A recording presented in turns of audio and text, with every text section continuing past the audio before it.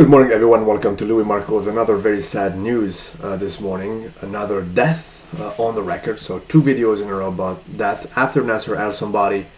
Today is the sad news related to the godfather of bodybuilding, creator of modern culturism, bodybuilding, is Joe Weider.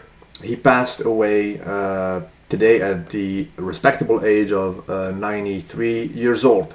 He was born in 1920 in my city, right here in Montreal, Quebec. He was from Polish Jewish origin, and it all started right here in my city, alongside his deceased brother, Ben Weider, who passed away a few years ago.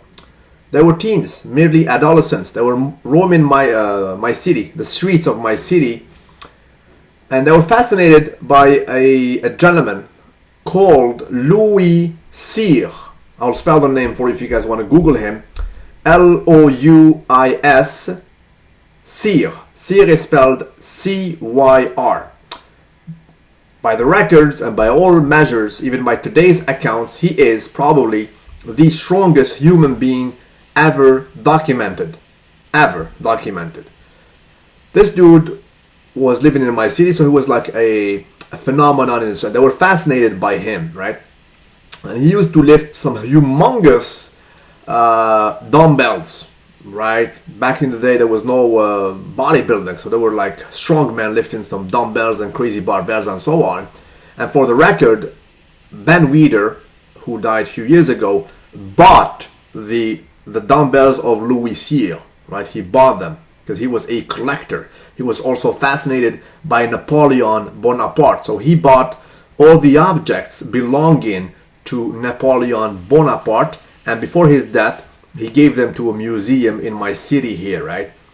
Anyway, those dumbbells, they're so humongous, so huge.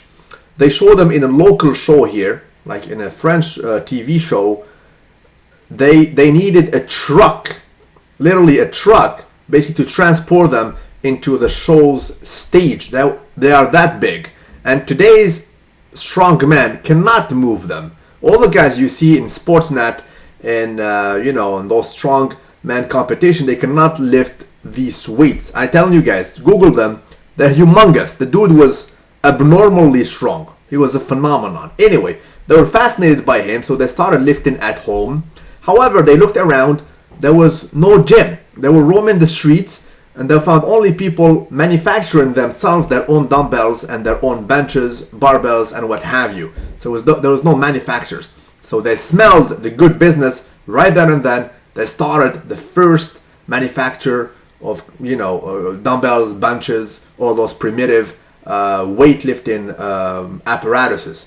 When they started selling them, they made good money. They also created a local fitness magazine and so on. Also created the first fitness supplement company in 1940. That's right, in the very the very midst of World War II. 1940. He was merely 20 years old, right? After so, they moved to California, and it all started right there. You guys know the story: Muscle Beach, Venice Beach, and so on. They created the IFBB, started the Mr. O competition. Like, the first guys were Steve Reeves, Larry Scott, and then we had the era of Sergio Oliva, Arnold Schwarzenegger, Franco Colombo, Lou Ferrigno, Robbie Robinson, and the rest. You guys saw the famous documentary Pumping Iron. These guys were there. It was lunch actually by him because he knew guys in Hollywood. He asked them to do that famous documentary in 1975. Very famous. It's a cult movie. Now, how it all started, really, it was because of that. A dude who knew Joe Weider, because Joe Weider was living in California next to Hollywood. He was basically meeting with some local movie producer. Sure enough, a movie producer asked Joe Weider, do you have a guy, do you have a big guy, since you are the owner of this so-called unknown sport or unknown pageant called bodybuilding, can you provide me with a dude who acts well, because I need a guy who will do the role of Hercules, a modern Hercules. So Joe Weider answered them, and he lied actually. He admitted that, but he lied. You can say if it is for a good reason or not. He said, I have a dude, his name is Arnold Schwarzenegger. He comes from Austria, and he has done a lot of school back there in Austria related to theater, to cinema, so he is a very good actor. Of course, Arnold never did such courses, never studied in cinema nor theater, right? But Arnold has charisma for days. Anyway, you guys can Google or can YouTube the movie Hercules in New York. Arnold was the biggest. If you think Arnold was big in Conan the Barbarian or Terminator or Commando, forget about that. He was small in those movies. The biggest he was in cinema was in Hercules in New York, right? So, Hercules, baby, please. He had a very strong accent, even bigger than right now. He was a bad actor, but it propelled his career into Hollywood. You know, Conan, Terminator, Commando, all the rest of action roles. The rest is history. So that's how it all started. Of course, Mr. O kept coming. Arnold went away. We had, Samir Bannout. We had Lee Haney. And the list goes on. Some people loved Joe Weider. Some people loved to hate him. One thing is for sure, he has the monopoly of the whole thing. He was basically had an iron fist on the IFBB. He was controlling the whole thing. You cannot buy or sell a pen in that organization without his approval. So iron fist all the way. People who hated him was mainly because of the decisions when it comes for, let's say, Mr. O, right? Admittedly, Lee Haney, for example, was coming sometimes in a pitiful condition, yet he was still winning. And his win was motivated by politics, period, right? He was not given the title to a young dude like Richard Gaspari or Lee Labrada, even though they outconditioned and they were better than Lee Haney. Because, of course, if you are a reigning Mr. O, you will be the ambassador, the supreme representative of that company, right? He cannot trust a youngster that will be basically the name and the representer and the ambassador of that company if he's not a good seller, right? If he does not have charisma and so on. It was a risk. So he was still given the Mr. O to reliable guys like Lee Haney, Dorian Yates, and so on. And admittedly, these guys, Dorian Yates in 1994, he came with a bloated stomach, destroyed left biceps, yet he gave him, Dorian Yates in 1994, for God's sake, he came with a bloated stomach, destroyed left biceps, yet he did not give the win to Sean Ray. Same happened in 97. Nasser deserved the win, right?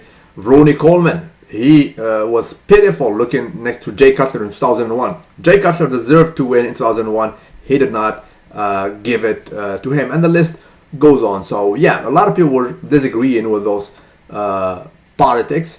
All in for all, he is the dude, actually, who owned, actually, the bodybuilding for the longest time.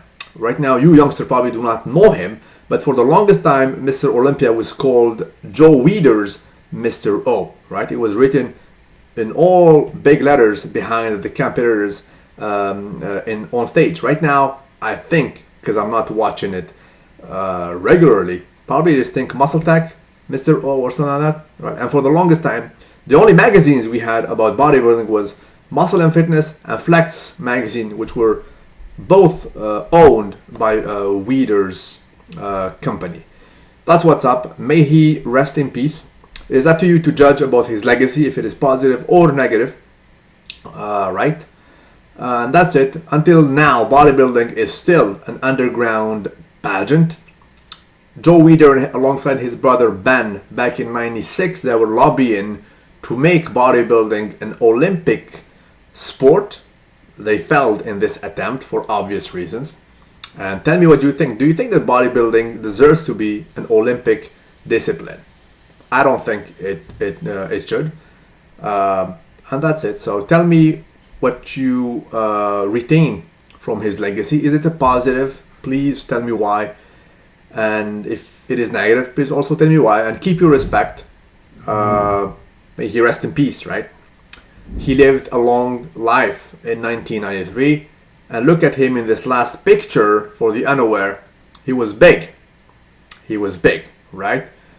Enhanced or not, we don't care. Back then, steroids were legal. I think he was taking something, probably, like all the others. Because look at him right now. He was 17. He was looking normal, right? He was lifting. Yet, all of a sudden, he became this giant in that picture. So, salute you wherever you are. God bless you all.